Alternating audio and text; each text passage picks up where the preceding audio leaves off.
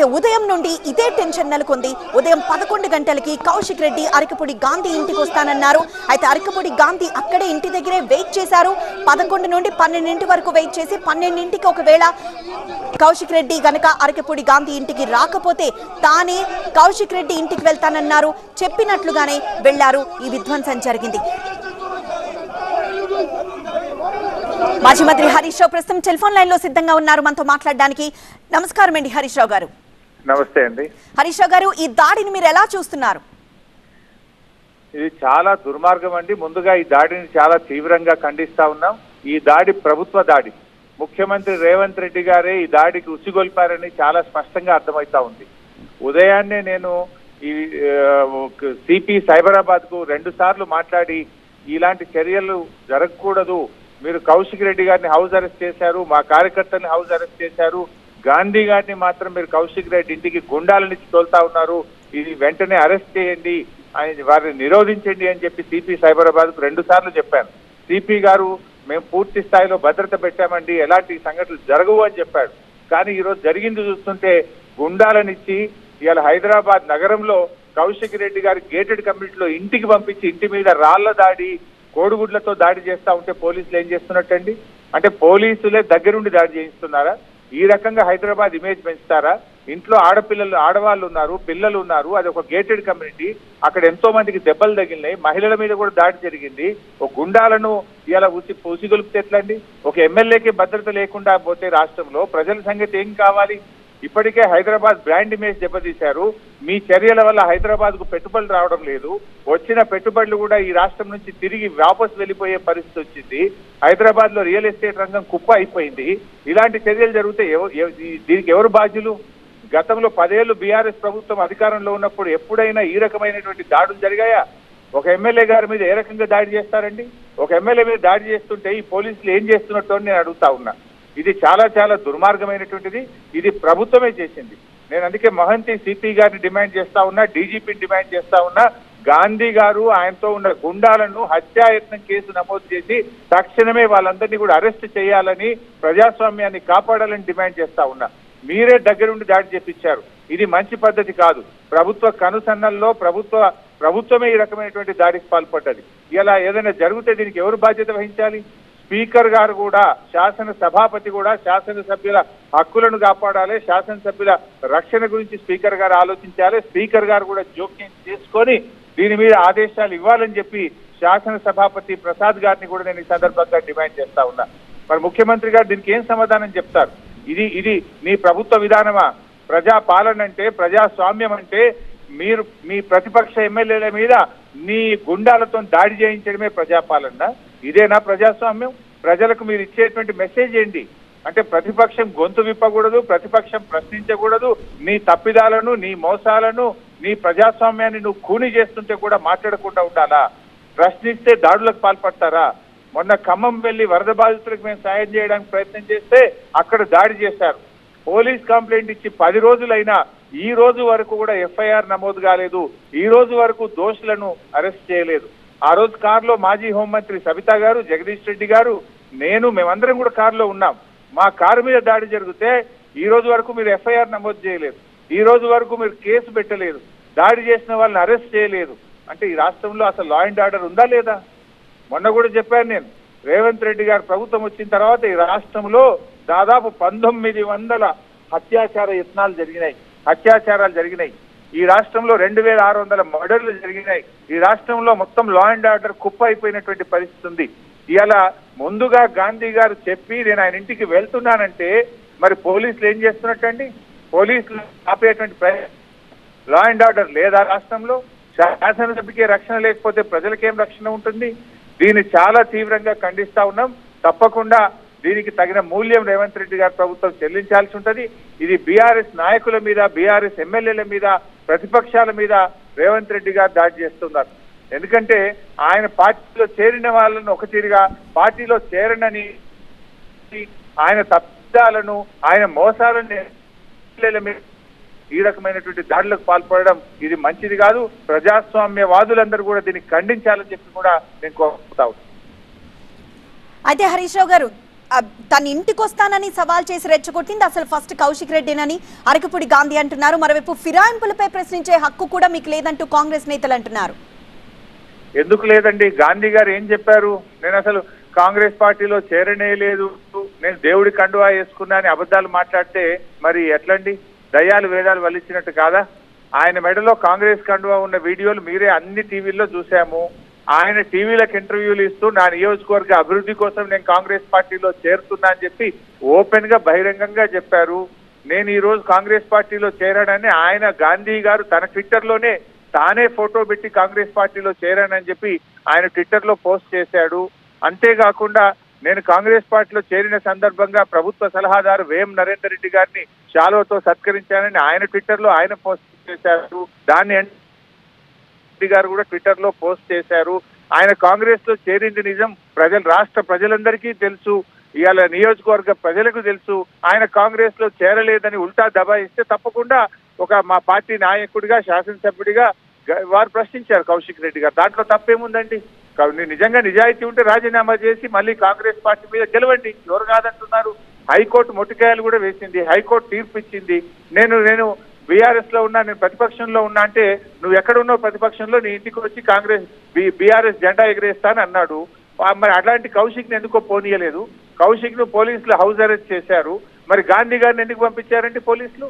Kaushik Reddy నిరోధిస్తారు, Kaushik Reddy BRS కార్యకర్తల్ని నిరోధిస్తారు, ఆయన ఇంటికి వెళ్లకుండా హౌస్ అరెస్ట్ చేస్తారు. పోలీసులు మాత్రం దగ్గరుండి గాంధీ గారిని కౌశిక్ రెడ్డి ఇంటికి తెచ్చి గేటెడ్ కమ్యూనిటీ లోపలికి కూడా అనుమతించి ఆయన ఇంటి మీద దాడి చేస్తుంటే పోలీసులు సినిమా చూస్తున్నారా, చోద్యం చూస్తున్నారా? లా అండ్ ఆర్డర్ లేదా? ఇది పోలీసులు దగ్గరుండి చేయించిన దాడి కాదా? రేపు ఆ కాలనీ అంతా కూడా ఎంత భయపడ్డదండి? హైదరాబాద్కి ఏం మెసేజ్ ఇస్తున్నారు? ఈ రకమైన దాడులను ప్రోత్సహిస్తే హైదరాబాద్ లో పెట్టుబడులు వస్తాయా? హైదరాబాద్ ప్రజలు ఏమనుకుంటారు? 10 ఏళ్ల కేసీఆర్ పాలనలో ఎప్పుడైనా ఈ రకమైన ప్రయత్నం జరిగిందా? ఈ ప్రభుత్వం వచ్చినాక రాష్ట్రంలో 9 నెలల్లో 9 మత కలహాలు జరిగినాయి. రాష్ట్రం మొత్తం కూడా ఇలా కమ్యూనల్ రైట్స్ తో గజగజలాడిపోతున్నటువంటి పరిస్థితి ఉన్నది. కమ్యూనల్ రైట్స్ పెరిగినాయి, హత్యలు పెరిగినాయి, మానభంగాలు పెరిగినాయి, మర్డర్స్ పెరిగినాయి. చాలా పరిస్థితి. లా అండ్ ఆర్డర్ ను ఫెయిల్ చేసి 9 నెలల్లోనే రాష్ట్రాన్ని ఇలా ఆగం చేస్తున్నారు. కేసీఆర్ గారు కంటికి రెప్పలాగా హైదరాబాద్ ను కాపాడారు. బీఆర్ఎస్ ప్రభుత్వం హైదరాబాద్ బ్రాండ్ ఇమేజ్ ను పెంచింది. కానీ ఇలా రేవంత్ రెడ్డి గారి ప్రభుత్వం పట్టపగలు శాసనసభ్యుల మీద దాడి చేస్తా ఉంటే పోలీసులు నిరోధించకుండా దగ్గరుండి పోలీసులు దాడి చేపిస్తుంటే ఏం మెసేజ్ ఇవ్వదలుచుకుంది ప్రభుత్వం నేను అడుగుతా ఉన్నా. ఈ పద్ధతుల వల్ల హైదరాబాద్ మంచి జరుగుతుందా? దీన్ని ప్రజాపాలన అంటారా? ప్రజాస్వామ్యం అంటే ఇదేనా? ప్రజాస్వామ్యంలో ప్రశ్నించే హక్కు ఉండదా? మీకు సమాధానం చెప్పాలంటే మీరు చెప్పండి, మాటతో సమాధానం చెప్పండి. ఈ తుగ్లక్ పనులు ఏంటండి? రైట్, హరీష్ రావు గారు, అసలు ఈ గొడవకి కారణమైన పిఎస్సి చైర్మన్ పదవి గురించి మాట్లాడుకుంటే యాక్చువల్గా అది మీకు దక్కాలి, కానీ కాంగ్రెస్ పార్టీ ఏమో గాంధీకి అప్పగించింది అంటున్నారు. కానీ వాళ్ళు మాత్రం అంత నిబంధనల ప్రకారమే జరిగింది అంటున్నారు. మీరేమనుకుంటున్నారు? నిజంగానే నిబంధనల ప్రకారమే జరిగిందా? ఇప్పుడు ఈ నిబంధనలు నవ్వుతున్నారు కదమ్మా. ఈ రోజు రాష్ట్ర ప్రజలందరూ కూడా గాంధీ ప్రతిపక్షంలో ఉన్నానంటే, నేను బీఆర్ఎస్ లో ఉన్నానంటే, నెల కింద గాంధీ గారి వ్యాఖ్యలు టీవీలో చూసాము. ప్రజలందరూ కూడా తెలుసు. వాళ్ళు ఏ బీఆర్ఎస్ పార్టీ మీటింగ్లకు హాజరు కావడం లేదు, ధర్నా కార్యక్రమాలకు హాజరు కావడం లేదు. ఆయన కాంగ్రెస్ చేరింది నిజమని మీరు ఓటింగ్ పెట్టండి TV9 లో, ప్రజలే చెప్తారు కదా. మీరు ప్రజల్ని అడగండి, ఒపీనియన్ అడగండి, చెప్తారు కదా. ఇలా రేవంత్ రెడ్డి గారు పట్టపగలు ప్రజాస్వామ్యాన్ని ఖూనీ చేశారు. ప్రతిపక్షాలకు ఇచ్చేటువంటి BACని కాంగ్రెస్ పార్టీలో చేరినటువంటి నాయకుడికి ఇచ్చారు. ఆల్రెడీ మేము స్పీకర్ గారి దగ్గర గాంధీ గారి మీద ఆయనను అనర్హుడిగా ప్రకటించాలని చెప్పి బీఆర్ఎస్ పార్టీ తరఫున స్పీకర్ గారి దగ్గర మేము ఫైల్ చేశాం. That matter is pending with the speaker. Speaker గారి దగ్గర మరి గాంధీ గారు కాంగ్రెస్ లో చేరి ఉండకపోతే ఎందుకు బీఆర్ఎస్ పార్టీ ఆయన మీద అనర్హత వేటు వేయాలని స్పీకర్ గారికి దరఖాస్తు ఇచ్చింది?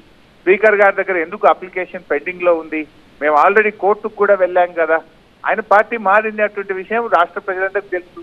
గతంలో పిఎస్సి చైర్మన్ ప్రతిపక్షాలకు ఇవ్వాలన్నప్పుడు, బీఆర్ఎస్ పార్టీ అధికారంలో ఉన్నప్పుడు కాంగ్రెస్ పార్టీ శాసనసభ్యుడి గారి పేరు సూచిస్తే కృష్ణారెడ్డి గారికి పిఎస్సి అధ్యక్ష పదవి ఇచ్చారు. ఆ తర్వాత రామరెడ్డి వెంకటరెడ్డి గారి పేరు ఇస్తే వారికి పిఎస్సి అధ్యక్ష పదవి ఇచ్చారు. ఆ తర్వాత డాక్టర్ గీతారెడ్డి గారి పేరు కాంగ్రెస్ పార్టీ సూచిస్తే వారికి పిఎస్సి చైర్మన్ గా ఇవ్వడం జరిగింది. సో బీఆర్ఎస్ పార్టీ ప్రజాస్వామ్య ప్రయత్నం చేసింది. కానీ కాంగ్రెస్ పార్టీ ఈ రోజు వాటిని మంట గలుపుతూ ప్రజాస్వామ్యాన్ని ఖూనీ చేస్తా ఉన్నారు. రాహుల్ గాంధీ గారు చేతిలో రాజ్యాంగాన్ని పట్టుకొని రాజ్యాంగ పరిరక్షకుడిని అని ఆయన పార్లమెంట్ లో ఉపన్యాసాలు ఇస్తుంటారు, పబ్లిక్ మీటింగ్ లో ఉపన్యాసాలు ఇస్తారు. మరి రాహుల్ గాంధీ గారు దీని మీద స్పందించాలి కదండి. రాహుల్ గాంధీ గారు మీరు ఢిల్లీలో పార్లమెంట్ లో ఎంపీగా ఉన్న కేసీ వేణుగోపాల్ గారిని మీరు సూచిస్తే అక్కడున్న బీజేపీ ప్రభుత్వం కేసీ వేణుగోపాల్ గారిని పీఎస్సీ చైర్మన్ చేసింది. మరి రాష్ట్రంలో ఏం జరుగుతా ఉంది? రాహుల్ గాంధీ గారు చెప్పడం నీతులు చెప్పడం కాదు కదా, ఆచరణలో ఉండాలి. మీ పార్టీ అధికారంలో ఉంది, నీ ముఖ్యమంత్రి గారు ఉన్నారు, ఆయనకు శుద్ధులు చెప్పండి, ఆయనకు బుద్ధి చెప్పండి, ఇది తప్పు అని చెప్పండి. రాహుల్ గాంధీ గారిని ప్రజలు ఎట్లా విశ్వసిస్తారండి? రాజ్యాంగం చేతిలో పెట్టుకొని మాటలు చెప్పడం కాదు కదా, మీరు అధికారంలో ఉన్న కాపాడండి, హక్కులు కాపాడండి, ప్రతిపక్షాలను కాపాడండి. ఇదే రాహుల్ గాంధీ గారు పార్టీలు మారిన ఎమ్మెల్యేలను తక్షణమే సభ్యత్వం కోల్పోవాలని చెప్పి ఆయన మేనిఫెస్టోలో పెట్టాడు. మరి రాహుల్ గాంధీ గారు పార్టీ మారిన పోచారం శ్రీనివాసరెడ్డి గారిని ఢిల్లీకి తీసుకుపోతే ఆయనతో ఫోటోలు దిగుతుంటారు. మరి రాహుల్ గాంధీ గారు చెప్పే మాటలకు చేతలకు ఏమైనా పొంతన ఉందా? ఇది ప్రజాస్వామ్య పరిరక్షణ ఎట్లవుతుంది? నిజంగా ప్రజాస్వామ్యాన్ని కాపాడాలంటే మీ యాక్షన్స్ కూడా మాటలకు అనుకూలంగా ఉండాలి. యాక్షన్స్ అండ్ మీ మాటలు రెండు సరిగ్గా ఉన్నప్పుడే ప్రజల్లో విశ్వాసం ఉంటుంది, విశ్వసనీయత ఉంటుంది. కానీ రాహుల్ గాంధీ గారు ఇలా విశ్వసనీయత కోల్పోతా ఉన్నారు. ఆయన చెప్పేది ఒకటి, రాష్ట్రంలో ప్రజాస్వామ్యం కూని అవుతా ఉంటే రాజ్యాంగాన్ని పట్టపగలు హత్య చేసే విధంగా రేవంత్ రెడ్డి ప్రభుత్వం వ్యవహరిస్తా ఉంటే ఎందుకు రాహుల్ గాంధీ గారు దీని మీద స్పందించారు? దీన్ని సమర్థిస్తారా, దీన్ని వ్యతిరేకిస్తారా? Rahul Gandhi should answer this question. AICC అధ్యక్షుడు ఖాడ్గే garu should answer this question. ఖాడ్గే గారు మీరు ఏం చెప్పారు మీ మేనిఫెస్టోలో? బట్ జరుగుతున్నదేంటి రాష్ట్రంలో? ఎమ్మెల్యేలను మీరు ఫిరాయింపులను ప్రోత్సహిస్తున్నారా? హైకోర్టు మొట్టికాయలు వేస్తే కూడా మీరు దీని మీద స్పందించరా అని నేను అడుగుతా ఉన్నాను. రైట్. సో ఈ ఎపిసోడ్ ను హైదరాబాద్ బ్రాండ్ ఇమేజ్ కి లింక్ చేస్తున్నారు. సో పొలిటికల్ వైరానికి హైదరాబాద్ బ్రాండ్ ఇమేజ్ కి లింక్ ఉంటుందని చెప్పడం మనక అంటే మీ ఆలోచన ఉద్దేశం ఏంటి? కౌశిక్ రెడ్డి ఇందాక మాట్లాడుతూ కూడా ఈరోజు ఇప్పుడు మీరు ఒక్కటి ఆలోచించండి, హైదరాబాద్ రియల్ ఎస్టేట్ తగ్గిందా లేదా? పోయిన సంవత్సరం 1150 కోట్లు ప్రతి నెల రిజిస్ట్రేషన్ ఇన్కమ్ వస్తే ఇప్పుడు 700 కోట్లు కూడా రావడం లేదు. అంటే ఒక 400 కోట్ల రిజిస్ట్రేషన్ ఆదాయం తగ్గింది అంటే నీకు పెట్టుబడులు రావడం లేదు. అందరూ కూడా కన్ఫ్యూజన్ లో పడ్డారు. ఇండస్ట్రీస్ వచ్చిన పరిశ్రమలు వాపస్ వెళ్ళిపోతా ఉన్నాయి. హైదరాబాద్ లో ఒకే రోజు 4 అత్యాచార యత్నాలు జరిగినాయి. ఈ నగరానికి ఏమైంది అని పత్రికలు పతాక శీర్షికన వార్తలు రాస్తా ఉన్నాయి.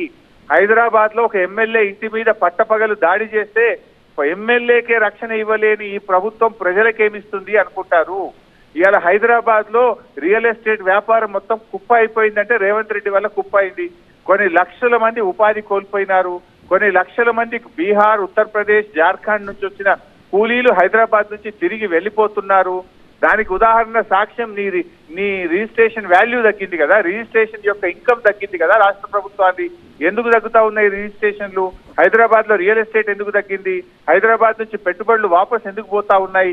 కొత్తగా పెట్టుబడిదారులు హైదరాబాద్ కి ఎందుకు రావడం లేదు? హైదరాబాద్ లో ప్రతిరోజు హత్యలు, అత్యాచారాలు ప్రతిరోజు జరుగుతున్నది నిజం కాదా? ఈ 9 నెలల కాంగ్రెస్ పాలనలో 9 కమ్యూనల్ రైట్స్ ఈ రాష్ట్రంలో జరగలేదా? ఇవాళ హిందూ ముస్లిం గొడవలు రాష్ట్ర వ్యాప్తంగా జరుగుతున్నాయంటే ఇది ప్రభుత్వం ఫెయిల్యూర్ కాదా? ఇది ఈ రకంగా ఈ ప్రభుత్వం చేయాల్సిన పని చేయకుండా ప్రతిపక్షాల మీద ఉసిగొలుపుతా ఉన్నారు. మొన్న మేము ఖమ్మం వెళ్తే నాతో పాటు మాజీ హోంమంత్రి సబితా ఇంద్రారెడ్డి గారు, జగదీష్ రెడ్డి గారు, మేమందరం వెళ్తా ఉంటే అజయ్ గారు, పువ్వాడు అజయ్ గారు ఉంటే మా కారు మీద కాంగ్రెస్ గుండాలు ఖమ్మంలో దాడి చేశారు. 10 రోజులైంది మేము కంప్లైంట్ ఇచ్చి, 10 రోజులైనా ఈ రోజు వరకు కేసు నమోదు చేయలేదు. ఎఫ్ఐఆర్ కూడా ఇష్యూ కాలేదు. గుండాలను అరెస్ట్ చేయలేదు, తప్పు చేసిన వాళ్ళని అరెస్ట్ చేయలేదు. అంటే ఒక కారులో ప్రయాణిస్తున్న ఎమ్మెల్యేల మీద దాడి చేయించేది కాంగ్రెస్ పార్టీ. కంప్లైంట్ ఇస్తే ఎఫ్ఐఆర్ కూడా నమోదు కాదు. ఈ రోజుకు గుండాలని కూడా అరెస్ట్ చేయకపోతే ఈ రాష్ట్ర ఇమేజ్ దెబ్బతినడం కాదా? రాష్ట్రంలో లా అండ్ ఆర్డర్ ఉందనుకుంటారా? ఎవరైనా ఇన్వెస్టర్లు విదేశాల నుంచి కానీ ఇతర రాష్ట్రాల వాళ్ళు ఈ రాష్ట్రంలో ఈ రకమైన పరిస్థితులు ఉంటే ఎవరైనా పెట్టుబడులు పెట్టారా? వాళ్ళ ఎమ్మెల్యేలకే రక్షణ లేదు, మాకేం రక్షణ ఉంటుందని అనుకోరా? ఇది పూర్తిగా హైదరాబాదీను ఈ రాష్ట్రం యొక్క పరువు తీస్తా ఉన్నారు, రాష్ట్రం యొక్క ప్రతిష్టను దెబ్బతీస్తున్నారు. ఒకప్పుడు తెలంగాణ పోలీసులు అంటే దేశంలో ఒక ఇమేజ్ ఉండేది, తెలంగాణ ఒక రోల్ మోడల్ గా ఉండేది, తెలంగాణను చూసి 10 రాష్ట్రాలు నేర్చుకునే పరిస్థితి. హైదరాబాద్ ను కంటికి రెప్పలాగా కేసీఆర్ గారు కాపాడుకున్నారు. హైదరాబాద్ ఇమేజ్ ను పెంచారు. కానీ దురదృష్టం ఏంటంటే రేవంత్ రెడ్డి గారు హైదరాబాద్ ప్రతిష్టను దెబ్బతీస్తా ఉన్నారు. Right. Thank you Harish Rao గారు.